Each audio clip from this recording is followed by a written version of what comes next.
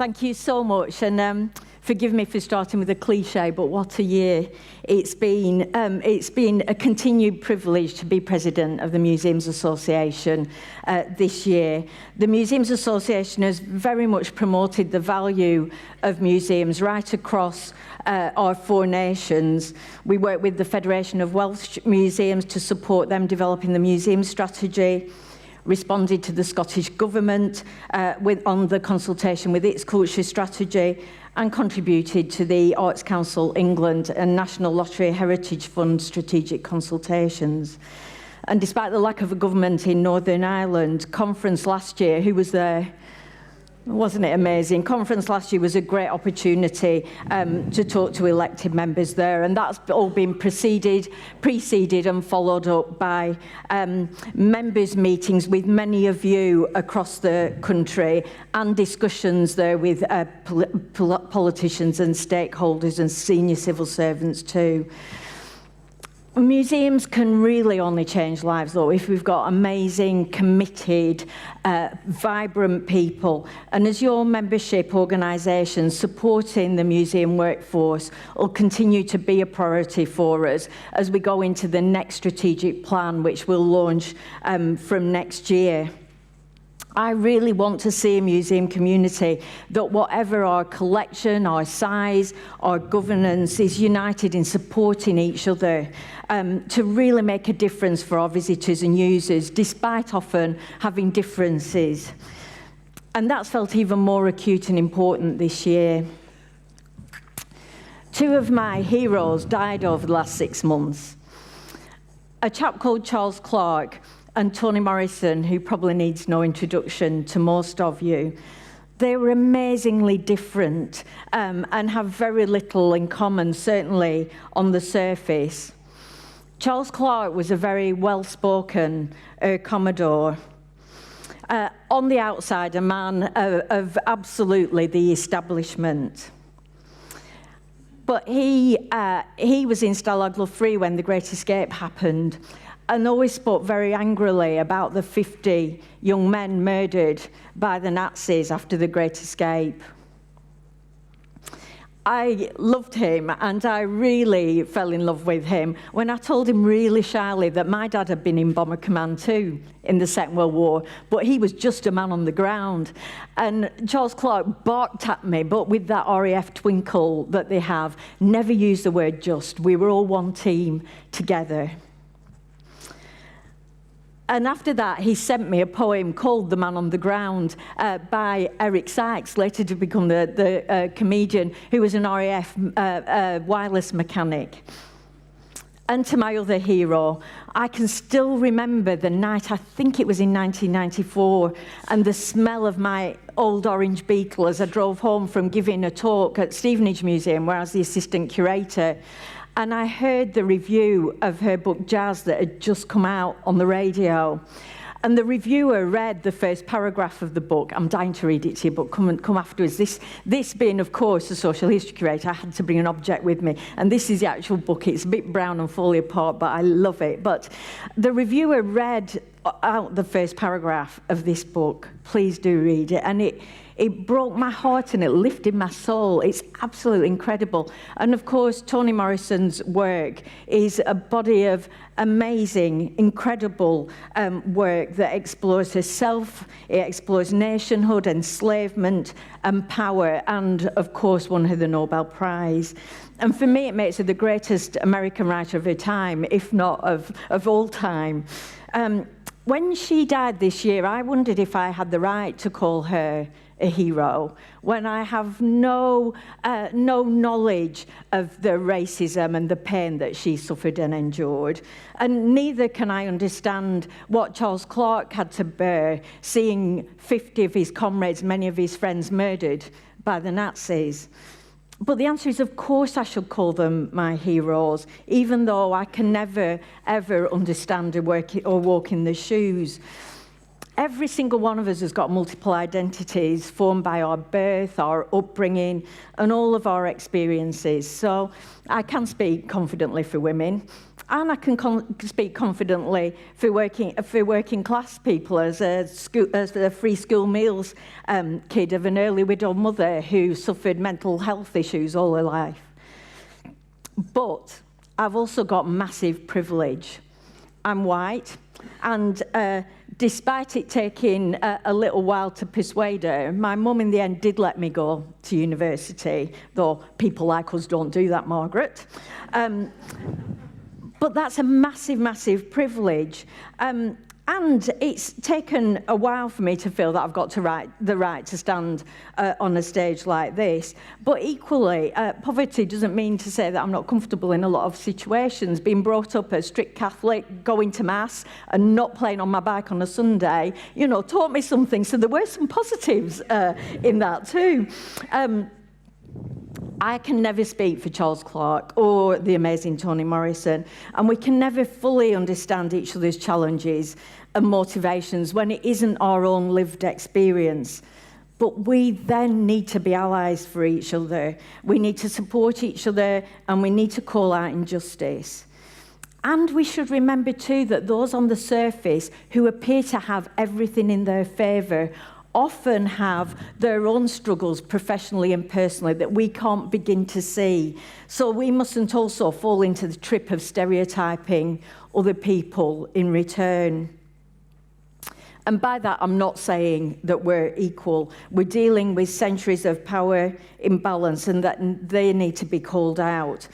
But that does mean, of course, again, that we need to be allies. But it also means that we need to be kind to each other when we trip up, as we all do. And this, of course, is in the context of a year of massive turmoil, nationally and internationally.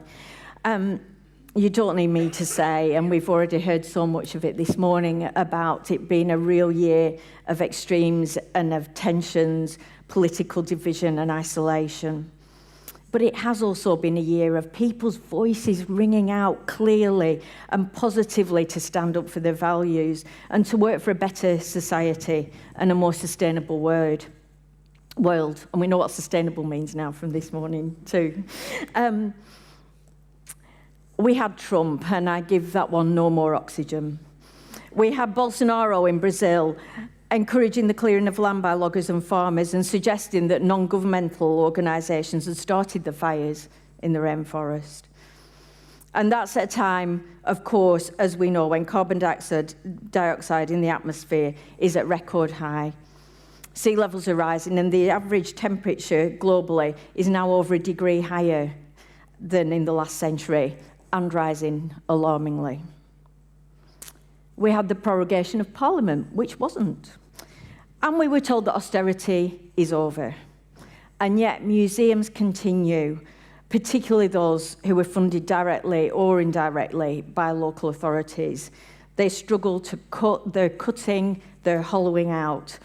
I received an email just last week from a member, one of our members in Scotland, who just relatively recently taken voluntary redundancy. And she was telling me of the museum service there that she was part of, where the staffing posts are clearly having to make the best of what they have and to speak positively because their jobs depend on it, and because they care about their visitors and about their collections. So we can't change Trump, but we can in museums, of course, call out his behaviour, and we've seen lots of great examples of that. We can't put out forest fires, but we're here at this conference thinking about what we can do to make a difference, and we can represent environmental concerns in our museums and do all we can both personally and professionally in the way we run our museums to reduce our environmental impact. It's not in any of our museums' direct power to affect how parliaments work, but those of us that have the privilege of senior roles can lead as wisely as we know how and look out and support those change makers who are enriching our organisations. And we can, and every single one of us, model the behaviour of the best of our politicians, and there are still a few, and avoid falling into the sort of rhetoric rhetoric that whips up dangerous division that we're living with now. Sadly, austerity isn't over, but the MA will continue to work with partner organisations to advocate for the power and value of museums and to press the governments of our 4 nations to support them. And amongst the fear, we've had joy too, and real cause to celebrate. And again, we've heard some of that already, and I'm sure there's much more to come over the conference. Sharon Heal described some of those amazing examples in her opening remarks this morning. For one, Museum of the Year was won by St Fagans, part of Amgueddfa for Cymru, National Museum Wales, of course a co-curated, brilliant museum, community focused and a great exemplar of museums change lives. Equally, we've witnessed loud and clear the voice and impact of fabulous community focused museums like the Museum of Free Derry, the Museum of Homelessness, and the fabulous People's History Museum in Manchester. And on the theme of our conference, museums including the Horniman and the Tate in London have declared a climate emergency. And a number, including the V&A and the Cardiff Story Museum, are documenting climate change through contemporary collecting.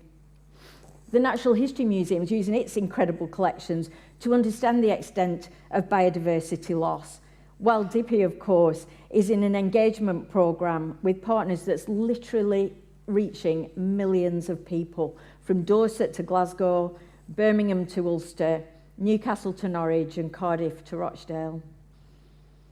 We're also thinking more deeply about our place in the world and challenging traditional interpretations of our collections. There remain numerous examples of misrepresentation of objects in museum displays. Interpretation still needs to be rectified and stories freshly told.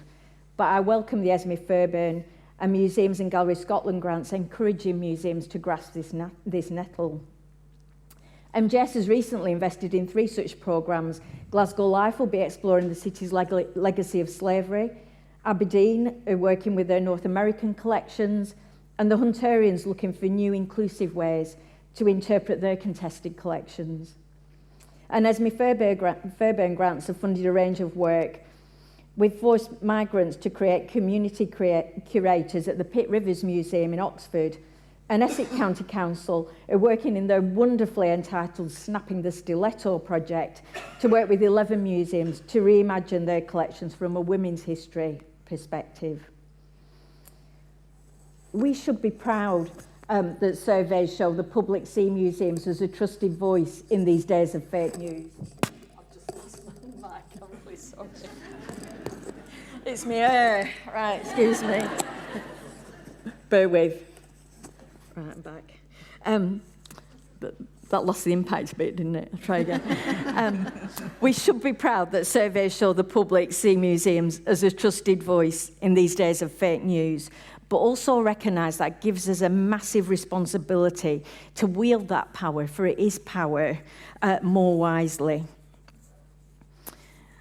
We live in complex times, and the speed that museums have moved in the past isn't fast enough. But it's been really joyful to see some of those great examples where they've stood up to the plate on climate change during this amazing year. We have a key role in using our collections for debate, for learning and for inspiration, and all of us need to pause and think about how we can be agents for positive change with our colleagues, our boards, our trustees, our councillors, our funders. But to achieve all of that, we need resources. Museums across our 4 nations have lost specialist expertise that puts our collections at risk. And our relevance has been threatened as contemporary collecting and outreach work have suffered in some great museums where people are struggling to keep the doors open. And we continue to battle with full stores and leaky roofs, and of course buildings in many cases that aren't suitable for our disabled colleagues and visitors. Most of us care desperately about our beautiful museums, our powerful collections, and most of all, our communities and our visitors. So we've continued to make a difference against all the odds, often papering over the cracks almost too effectively for our own good. We need significant investment so that our museums can continue to change lives for the better, represent the best of our nations in these fractured times, attract tourists to our cities and regions, and inspire our children to learn. And as the Museums Association said in our joint letter with the National Museums Directors Council and the Art Fund published in the Times on Monday, if the neglect continues, we risk losing so much of what makes us special. All political parties have recognised the crisis that our museums are facing, or say they have. And they've said that they will help to deal with that commitment, to deal with the backlog of investment. Well, politicians, it's time to deliver on those promises now. Colleagues, it's been a joy and privilege to see so many of you at our members' meetings and witness the inspiring impact that so many of you are making, committed people across the UK. Thank you so much for every one of you for all that you do. Enjoy the rest of conference and return refreshed and re-energised to continue to make that difference. Thank you very much.